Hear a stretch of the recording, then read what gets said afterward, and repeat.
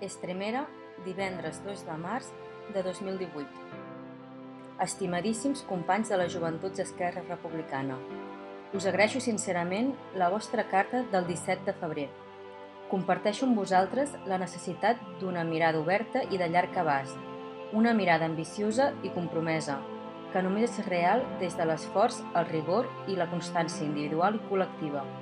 El país necessita, tant o més que mai, joves preparats i socialitzats, joves que es prenguin seriosament la seva formació acadèmica, autoexigents des d'una perspectiva intel·lectual, generosos envers els més necessitats, sempre respectuosos amb tothom i que defensin les seves idees amb rigor i amabilitat. L'organització ha de ser acollidora, plural, transversal, integradora, inclusiva, respectuosa.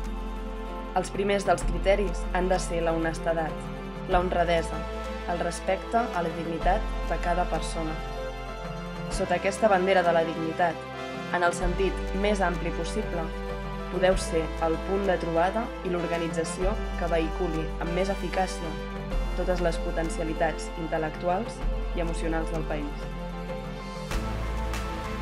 Sentiu-vos orgullosos de la pluralitat de llengües, de cultures, de religions, de sensibilitats ideològiques, d'experiències laborals.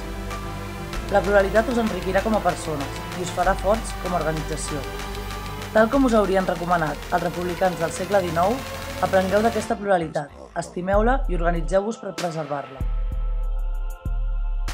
Aprengueu a estimar i estimeu la vostra capacitat d'aprendre i organitzar-vos. Estimeu la vida. Viviu-la amb intensitat i amb el màxim respecte cap a vosaltres mateixos, les vostres famílies, el país i el món. Sigueu dignes d'aquest país que tant us estima i dignifiqueu-lo en cada un dels vostres actes i de les vostres paraules.